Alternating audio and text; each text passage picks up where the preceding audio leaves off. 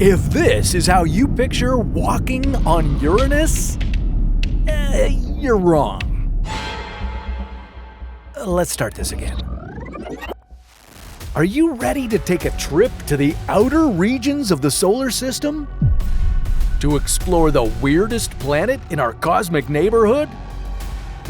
To venture down into a place that's never been studied up close by any spacecraft?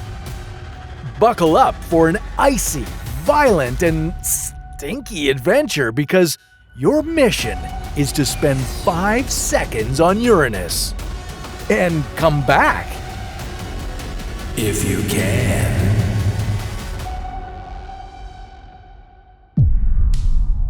Traveling to Uranus would be a long, strange journey. First, you'd have to spend 10 long years in a spaceship, speeding toward the outskirts of the solar system. If you're lucky, you might even pass Jupiter and Saturn on the way. Just make sure you pack enough food and fuel. Well, there are some things you should know about this world. Uranus isn't a rocky planet like Earth. It's an ice giant like Neptune, and it's the only planet in the solar system that spins on its side. It spins fast, too. One day on Uranus is just 17 Earth hours. Of course, you wouldn't last that long on it. Not a chance.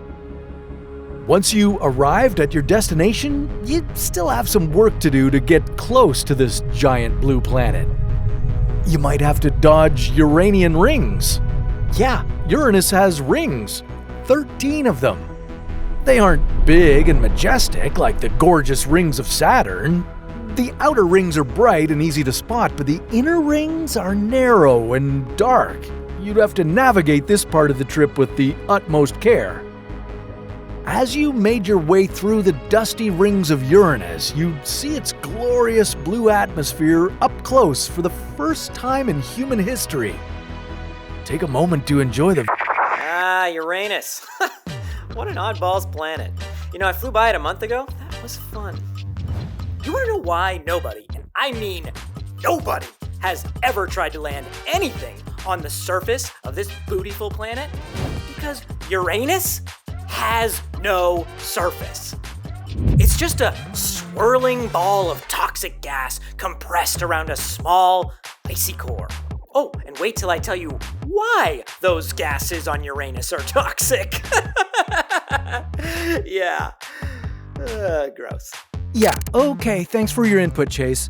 It's true, Uranus might have a calming blue color, but it's cold and toxic. Not the kind of blue planet you want to visit.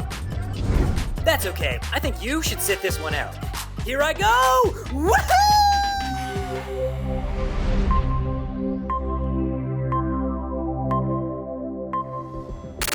It's brisk here. Oh, Rico, what's the temperature? Minus 224 degrees Celsius. Oh, that's cold. That explains why I can't feel my fingers, or my toes, or the rest of my body. Okay, well, at least those 5 seconds are done. Okay, Rico, it's time to go home. Let's bounce. Impossible. If my calculations are correct, you will reach the icy core in 54.4 minutes. So? What? That wasn't the plan. And what's 0.4 of a minute? Use seconds, you dumb pot! I suggest you take this opportunity to study the planet up close and report back. Well, I suggest you take this opportunity and stuff it up your charging port! I don't have a charging port. No one cares, Rico! No one cares! Honestly, this sucks. Uranus smells like Yeah, the reason Uranus smells so bad is that the clouds in its upper atmosphere are partially made up of hydrogen sulfide. Not only does this make the planet stink, but it's also pretty toxic. Whatever you do, do not inhale it. If you did, it'd make you faint and die instantly. What? It would have been real nice to know this before I jumped. Yeah, well, after falling through the stinky clouds at the top atmosphere, you'd find yourself in the mix of 82% hydrogen, 15% helium, and a bit of methane.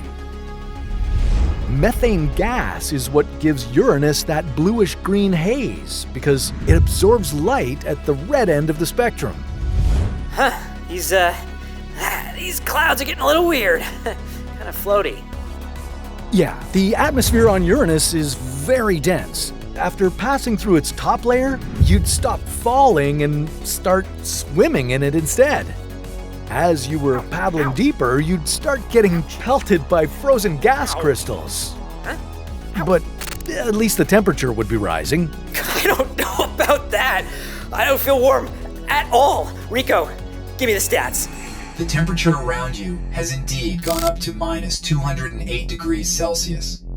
My calculations show you can expect minus 153 degrees Celsius in the lower atmosphere. Cool. Great. Ow. What is that? That? Well, that's diamond rain. Yeah, on Uranus, it rains diamonds. That's because the Uranian atmosphere is rich in methane, a single carbon compound. Under extreme pressure, the methane molecules break apart and crystallize into diamonds. But the worst part is the wind. You'd be dealing with winds gusting at speeds of up to 900 kilometers per hour. That's 3.5 times stronger than a Category 5 hurricane here on Earth. Rico, it's getting tight in here.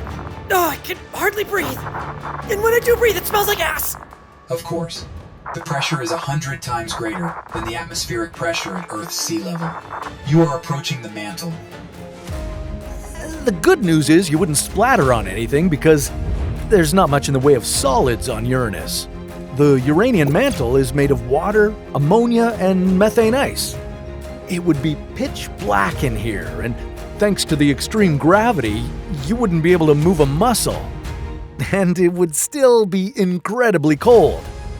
What you should be worried about is the immense pressure that would be rapidly increasing the closer you got to the planet's center. It would squish you before you ever got to the core. Being crushed by Uranus. I always thought it would be way nicer. Well, in this extreme pressure environment, your carbon-based body could turn into diamonds and drop down into the core. What a spectacular way to finish this one-way trip to the center of Uranus. Chase? Oh, right. Our solar system is enormous. There are so many planets and moons that are a lot more hospitable for a 5-second mission than Uranus. Where should you go next? How about a place covered in methane lakes and with a fantastic view of Saturn in the sky? Well, that's a story for another What If.